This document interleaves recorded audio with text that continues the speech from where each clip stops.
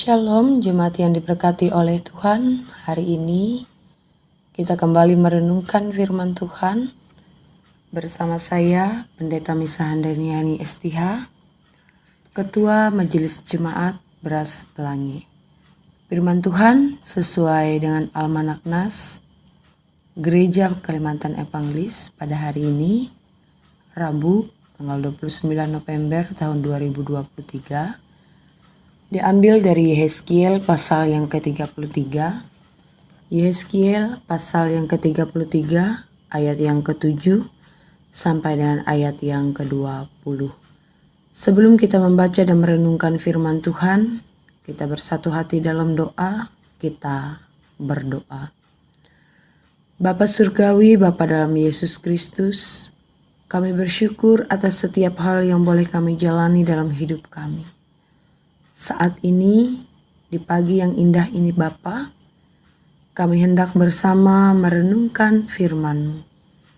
Mari Engkau memberkati kami sekalian ya Tuhan, sehingga setiap kebenaran firman Tuhan yang kami dengarkan, dapat kami lakukan dan dapat mewujudkannya dalam kehidupan kami.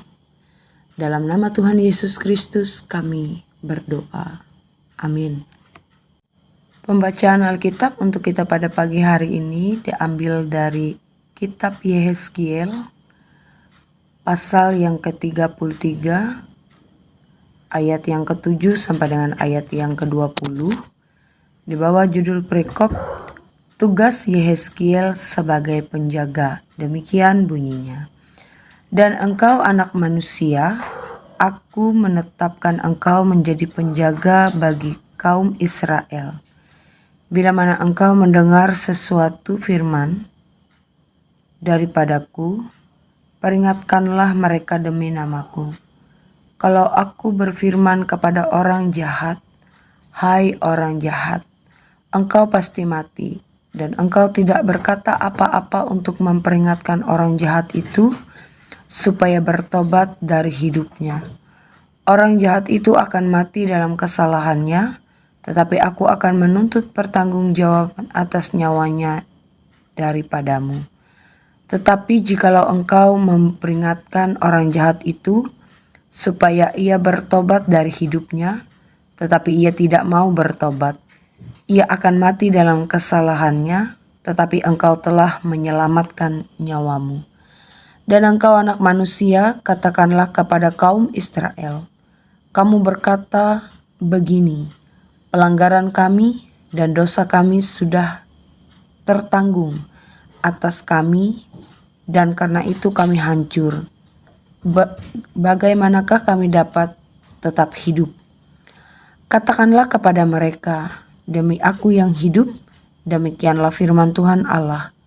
Aku tidak berkenan kepada kematian orang fasik, melainkan aku berkenan kepada pertobatan orang fasik itu, dari kelakuannya supaya ia hidup.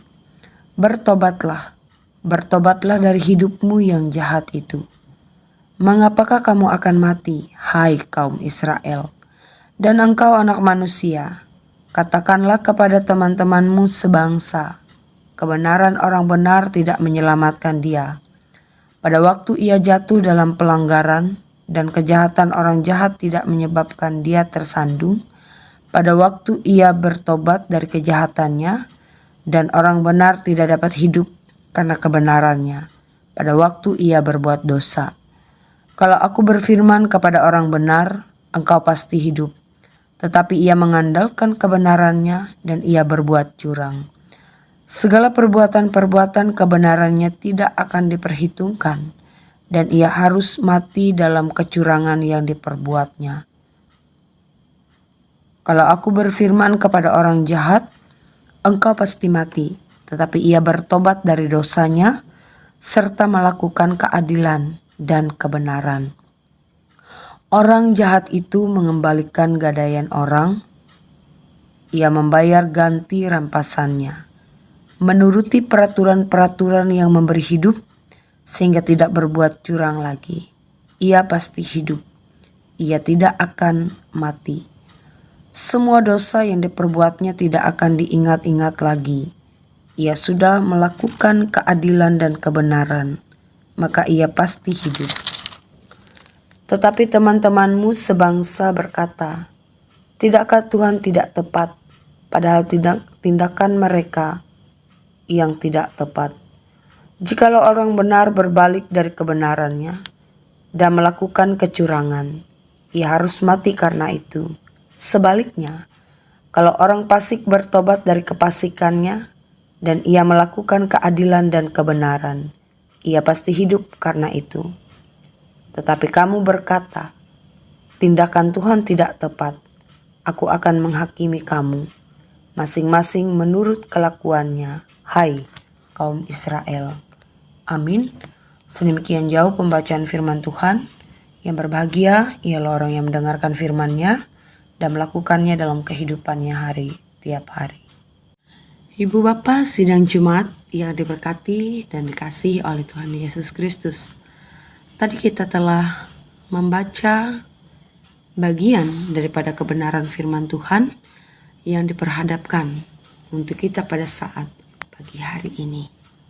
Dimana kalau boleh kita merenung lebih dalam, bagian firman ini berbicara tentang pengutusan untuk memberikan pertobatan.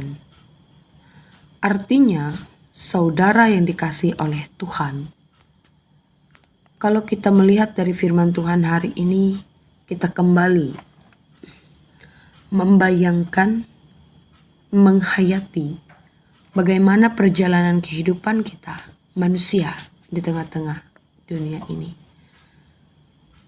Karena kebanyakan orang, kalau diingatkan akan kesalahannya, manusia tidak akan pernah mau.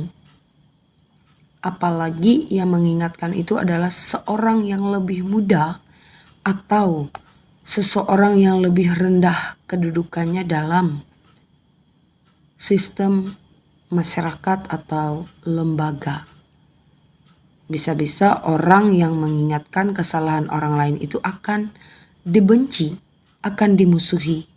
Dan salah satu contoh, ada seorang pemuda gereja yang protes terhadap kinerja majelis gerejanya yang kurang memperhatikan komisi pemuda dan remaja.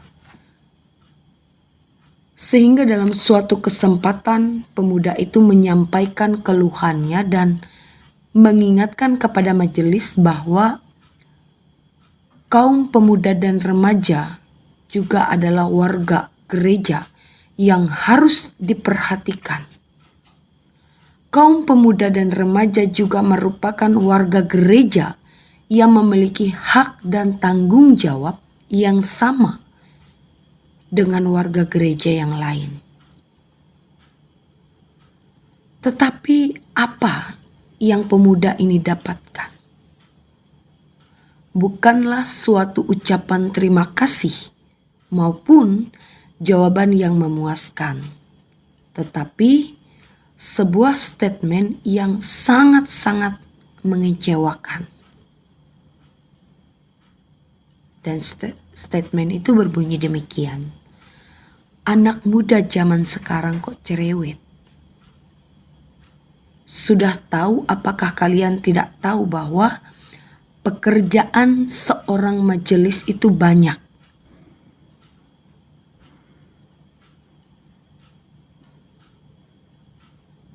Dan mendengar hal yang demikian sehingga berakibat pemuda dan remaja jarang dilibatkan dalam kegiatan gereja.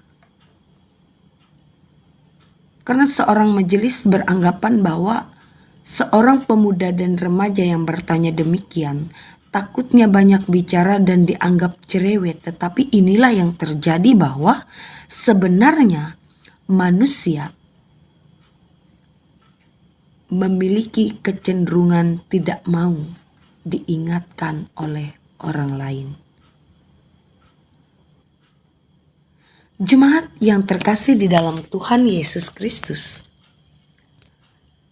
nas firman Tuhan dari kitab Yehezkiel pasal yang ke-33 ayat yang ke-7 sampai dengan ayat yang ke-20 ini mengingatkan akan tugas panggilan kita sebagai hamba-hamba Tuhan. Sebagai hamba-hamba Tuhan untuk mengingatkan saudara-saudara kita yang hidup di dalam dosa supaya kembali bertobat. Dalam bacaan ini, Yehezkiel diberi tugas oleh Allah untuk menjaga umat Israel dari kejatuhan dalam dosa dan ketidaktaatan. Yehezkiel diperintahkan untuk memperingatkan umat Israel yang berbuat jahat supaya bertobat.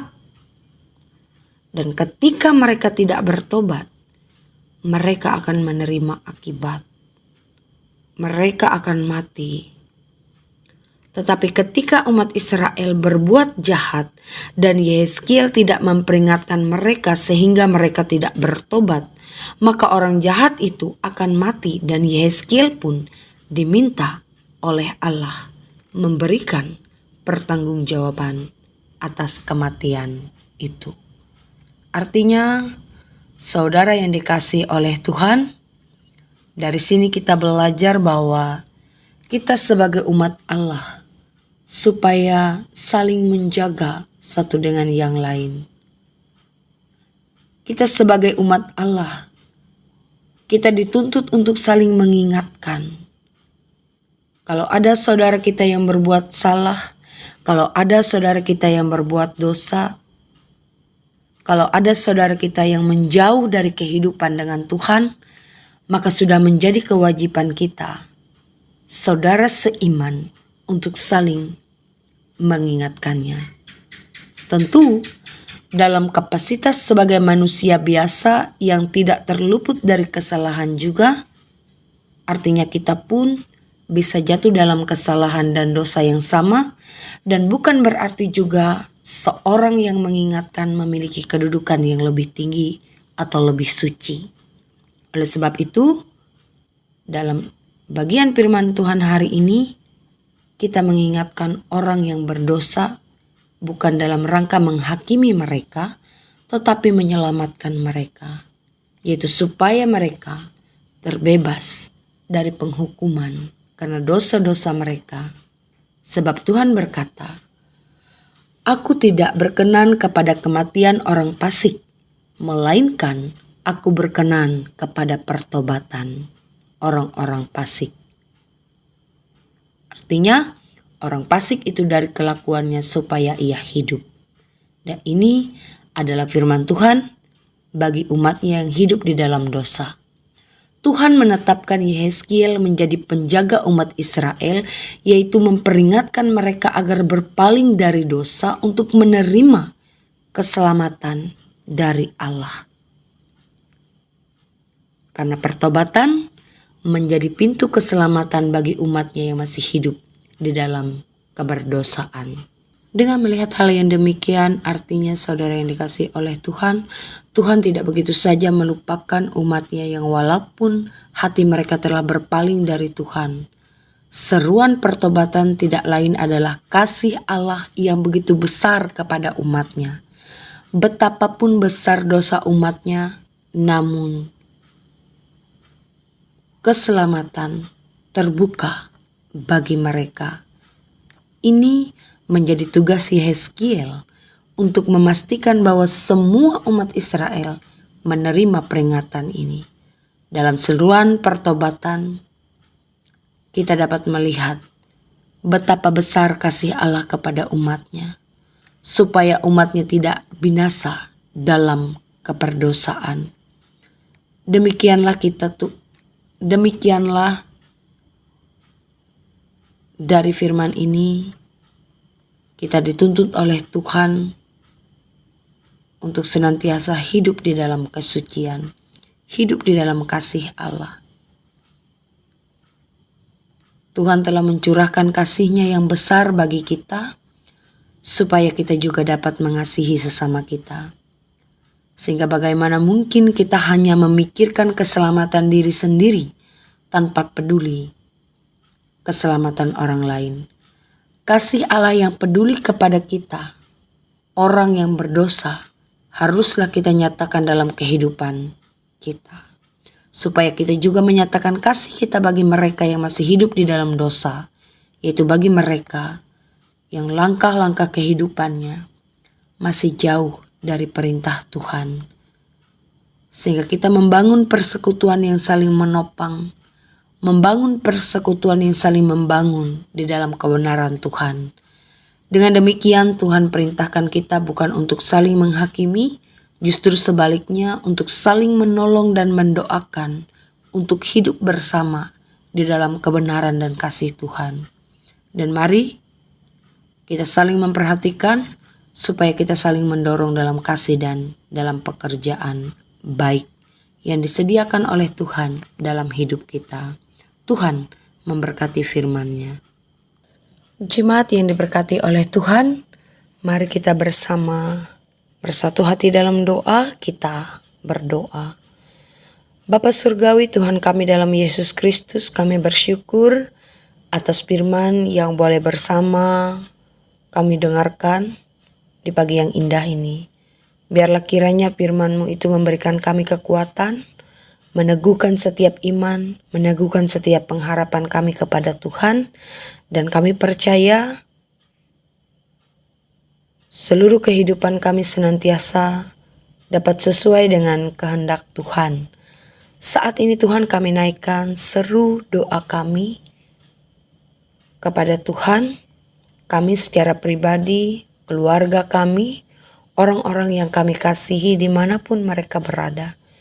Biarlah ya Tuhan Engkau senantiasa dapat menyertai, biarlah ya Tuhan Engkau senantiasa dapat memberkati dalam setiap keadaan yang kami hadapi, dalam suka atau dalam duka, dalam sehat atau dalam keadaan yang sakit, dalam apapun juga yang kami alami, kami percaya Tuhan akan senantiasa terus menjaga, melindungi kami, karena kami adalah milik dan kepunyaan Tuhan.